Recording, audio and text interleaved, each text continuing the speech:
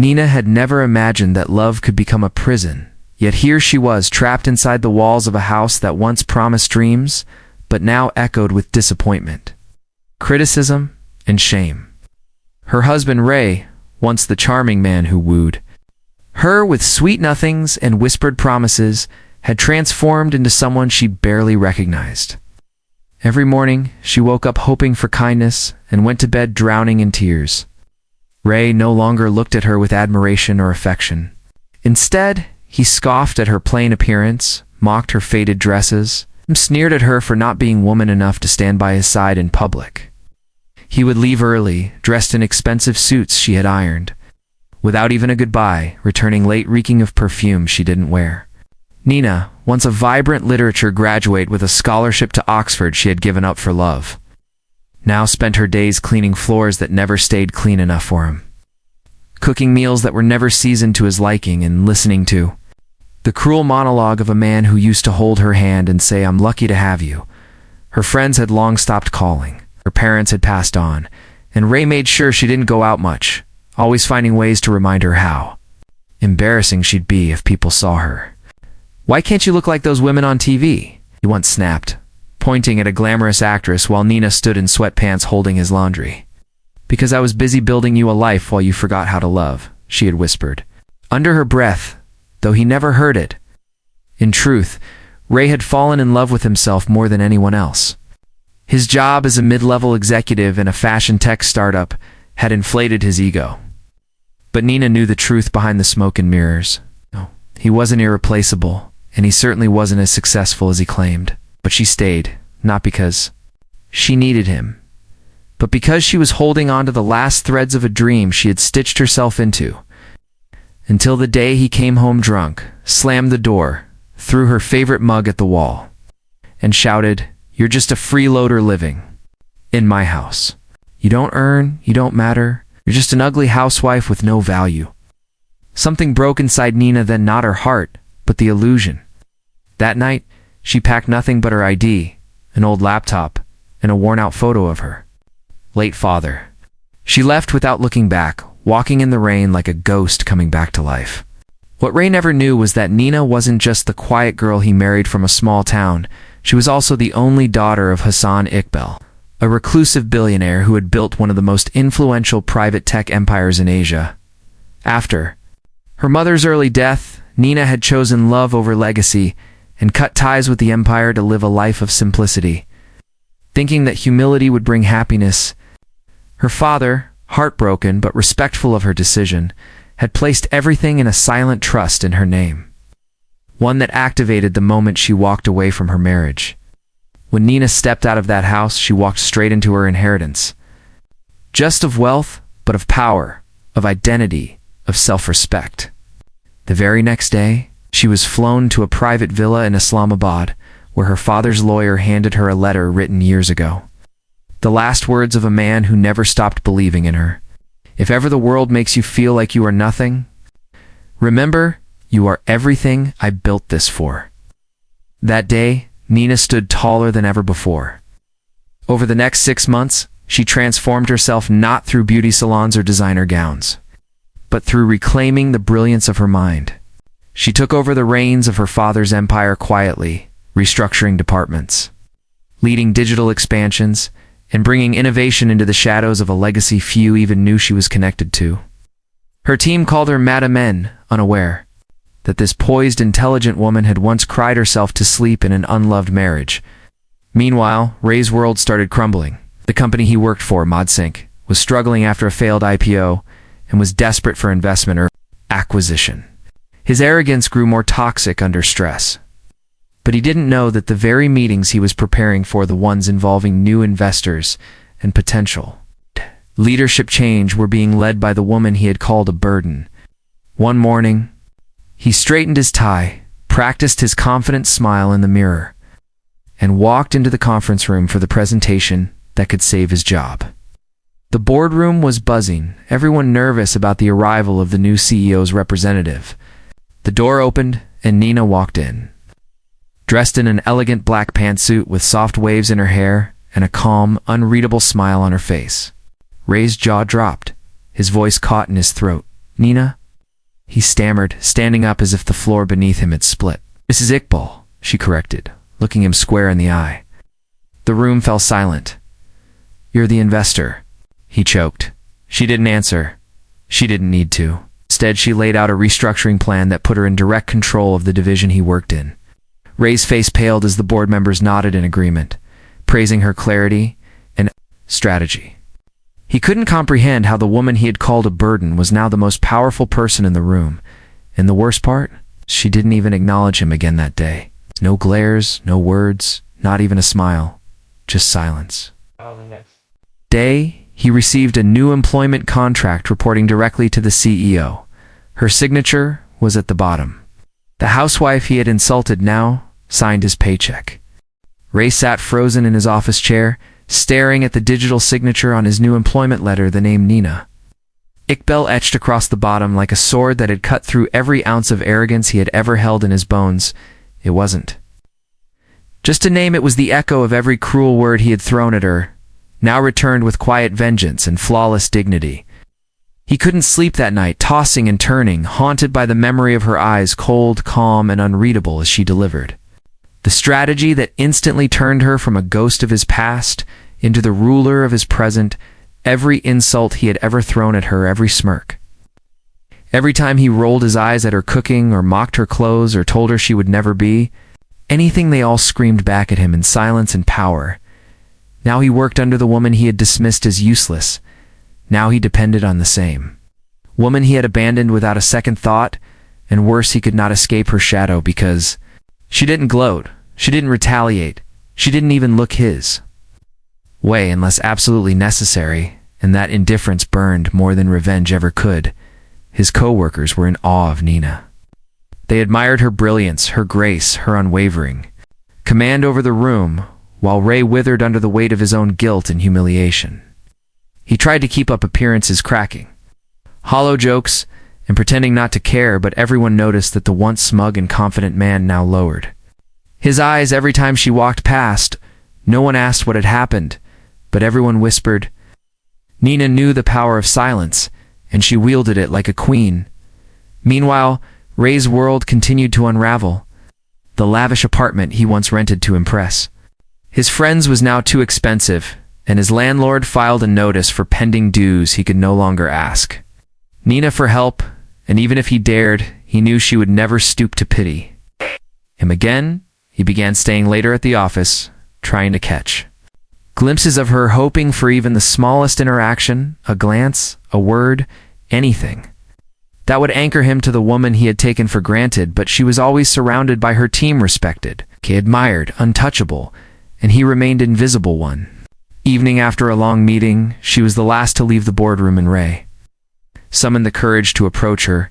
His voice trembled as he said, "Nina, can we talk for a moment?" She didn't flinch. She simply turned her gaze toward him, eyes steady, calm, unreadable. "I believe all communication regarding your role goes through HR," she said, her tone professional, sharp, and final. "I know, but this is personal," he replied. Barely above a whisper, she paused, studied his face, and said, "There's nothing personal left between us, Mr. Shah. Please respect workplace boundaries," and walked away, leaving Ray standing in the hallway like a statue carved from regret. The next few weeks were even worse, as Nina announced a massive internal restructuring project. And guess who was among the department leads to be evaluated for performance? Ray was terrified. He tried to act proactive, took initiative, stayed longer, tried mentoring juniors, but the damage was already done. His reputation tarnished not by gossip, but by the unspoken truth that everyone sensed and which he could not rewrite. Every time someone praised Nina, he winced every time she delivered a flawless presentation. He sank deeper into the pit of what he had thrown away. He began having dreams of her in their old kitchen, smiling as she stirred tea in the clay cup he had shattered in anger. He saw visions of her crying silently at night. While he scrolled through his phone, he remembered her laughter from years ago when they danced barefoot in their first apartment, and it all haunted him like a cruel movie playing in reverse, reminding him that he had destroyed the only person who ever truly loved him, and now he was begging the universe for a second chance. One afternoon, he saw Nina Sitting alone in the rooftop garden, the same space that had been redesigned for senior executives, she looked peaceful, surrounded by potted jasmine and marigold plants. Her laptop open beside a cup of green tea, the wind played with strands of her hair, and Ray couldn't help but approach her again. He cleared his throat and said softly, "Nina, please just hear me out." Once she didn't look up, but she closed her laptop slowly and said, "You have 5 minutes." Ray's heart raced as he poured out his confession, how sorry he was, how blind he had been, how he had never realized what he had until it was too late. He apologized for every insult, every cruelty, every ounce of neglect. He admitted that he had been weak, shallow, proud, and undeserving. Of her love, Nina listened without interruption, her expression unreadable, and when he finished, she looked him in the eye and said, "Ray, I appreciate your apology, I truly do, but you're not apologizing for me, you're apologizing for the man you can no longer pretend to be, and that's good for you, but not enough for us. I have no anger left. I only have peace, and I won't give that up again, even for your regret." And then she stood up, walked away and left him there, tears forming in his eyes for the first time in years, not for her rejection, but for the man he had become. Ray began to change, not to win her back, but because he could no longer live with himself. He started attending therapy, began volunteering at a shelter, shaved his beard and stopped chasing shallow validation at work. He focused more, listened more, offered help instead of opinions, and slowly earned back some respect from colleagues. Though he knew he could never win back Nina's heart, he still wanted to become someone she wouldn't have to look down upon. Months passed, seasons changed, and Nina continued to shine. She launched new campaigns, built eco-friendly fashion projects, opened scholarship programs in her father's name, and traveled the world as a keynote speaker at tech and fashion conferences. She had become a symbol of resilience and rebirth, and her name was now associated with power and compassion. Both Ray watched from a distance, never trying to interfere again, but always remembering what he lost every time her name appeared in a magazine, every time someone in the office celebrated her vision. He felt a mix of pride and sorrow, and one day, as he walked past the finance department to collect a report, he saw his monthly payslip on the desk, and below his salary, printed clearly, was the name Nina Iqbal, and it struck him once again like the first time. The housewife he insulted now signed his paycheck, not out of revenge, not out of cruelty, but because she had outgrown him so completely that she no longer needed to say a single word to prove him wrong. Her life was her statement, and he was just a page in her past that no longer had the power to turn back time. The sun rose gently over the city skyline, casting soft golden light on the mirrored windows of the Iqbal corporate tower, where Nina now sat in her top-floor office, overlooking a world she had once watched from behind fogged kitchen windows. Her morning routine was no longer filled with scrambling eggs and wiping spills in silence. It was now curated with purpose. She began her day with meditation, reviewing reports from global branches and planning strategies that impacted thousands of lives. Beneath her calm exterior was a heart that had been tempered by fire, not burnt by it. Her success was not revenge but resurrection, and every step she took forward was rooted in healing, not hate. Yet somewhere deep within the corridors of her soul there remained echoes of the girl who once waited for her husband to come home and love her again. Nina hadn't seen Ray in weeks now, ever since the restructure placed him in a separate division under a new manager, someone who reported to her only once a month. She didn't request that change. It happened organically as performance realignments occurred and roles were reassigned based on merit. Ray was competent, but not exceptional, and the system treated him fairly, not kindly. She had made a silent vow never to weaponize her power for personal score settling, and she kept it. Every decision was measured, every promotion earned, every policy transparent. While many speculated about her past, few dared to ask, and she never offered anything but professionalism. The mystery surrounding her personal life only deepened her legend and added to the fascination of her leadership. Meanwhile, Ray had quietly begun piecing his life back together. No longer the brash man with shallow pride, he now moved with humility and restraint. His colleagues noticed a change in him, a gentleness that wasn't there before he no longer interrupted meetings to dominate. He took notes, helped interns shared credit, and spoke only when necessary. The younger staff began to look up to him not because of power, but because of perspective. He had become what he once ridiculed: thoughtful, reflective, and grounded. He still lived in a modest rented flat, now filled with plants, books, and silence. A silence that sometimes comforted him, and sometimes ached through his chest like a missing rib. Every weekend he volunteered at an elderly home, fixing fans, painting railings, teaching tech basics to seniors, and every time someone said, "Thank you," he remembered how Nina used to thank him for the smallest things, with a smile that lit up their broken apartment like sunrise. He hadn't stopped loving her, but he had finally stopped needing her to fix him. One day during a quarterly company celebration held at a 5-star hotel, Ray was quietly sipping sparkling water near the back of the ballroom while executives mingled. When the lights dimmed and a short documentary played on the massive screen, it was a tribute to Nina. Her journey, her leadership, her impact. It showed clips of her launching women-led startups in rural villages, opening rehab centers for abused spouses, donating millions to cancer research, and creating scholarships for young girls in STEM fields. Images of her visiting schools in remote mountains, shaking hands with world leaders, planting trees in the desert, and mentoring young entrepreneurs played, one after another, while a soft narration filled the room with pride and awe. When the lights came back on, the applause was thunderous, and standing in the center of it all with her usual poise and humility was Nina Iqbal, not just a CEO, but a force of nature. Ray clapped to his eyes, wet his chest tight. He didn't resent her success. He revered it. Later that evening, while most guests left and the staff began cleaning up, Ray walked alone to the garden terrace to breathe. The city lights twinkled far below like tiny galaxies, and he stood there silently until he heard footsteps. Behind him, he turned, and there she was, Nina, in an emerald green evening gown, hair pinned back, diamond earrings glinting softly, her presence more luminous than any star in the sky. He straightened, uncertain what to say or do. He nodded respectfully and began to walk away, but she said, "Ray, wait." He froze and turned to face her.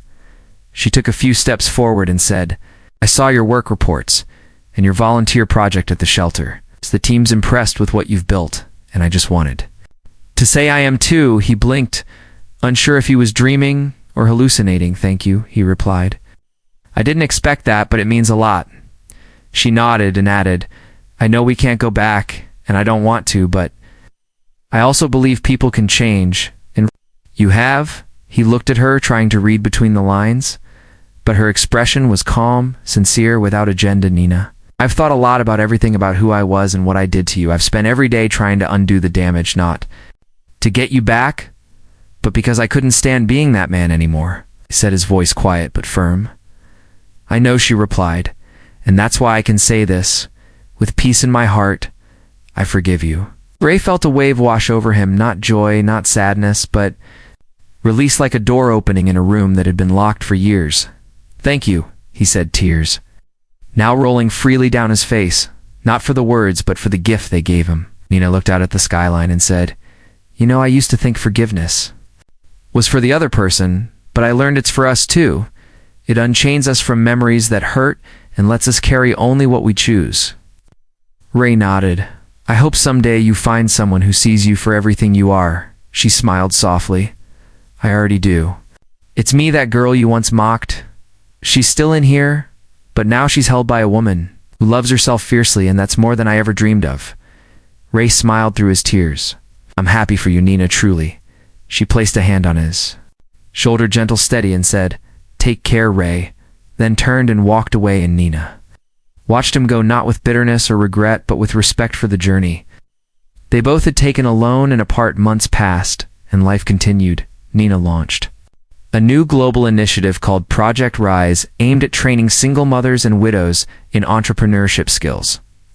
Ray was promoted to a mentorship program within the same foundation, traveling to small towns, teaching financial literacy, and supporting local businesses. They never worked directly, but their paths occasionally crossed during conferences and board meetings, each time marked with a nod, a smile, a small, respectful wave. Years later, Nina stood on a stage receiving a Lifetime Achievement Award, and as the audience rose in ovation, she glanced into the crowd and saw Ray sitting beside a young boy clapping proudly. The boy was his nephew, whose mother had passed and whom Ray was now raising alone as a guardian. He had become a man who nurtured, protected, and inspired, and in that moment, Nina felt something rise in her chest, not romantic, but radiant, a sense of pride in humanity, in growth in the strange. Full circle of life. When asked during her speech what kept her going, Nina said, "The world once told me I wasn't enough, and I believed it for a while, but then I met myself again and realized I am more than enough, and my hope is that every woman, every girl who's ever been told she's too plain, too quiet, too weak, finds her fire and lets it burn through the lies until she stands in her own light, free and fierce." The crowd erupted in applause, and as she stepped down, Ray stood too, clapping not for the CEO or the success, but for the soul that had once lived. In the same tiny apartment he did, and had now lit up the world, Nina never needed revenge. She became something far greater, a mirror that reflected back truth and a light that illuminated. Every shadow cast against her, she was no longer the housewife he insulted. She was the woman who rebuilt herself into a legacy, and whose signature at the bottom of a paycheck was no longer just ink on paper, but a reminder that even in silence, dignity always speaks loudest.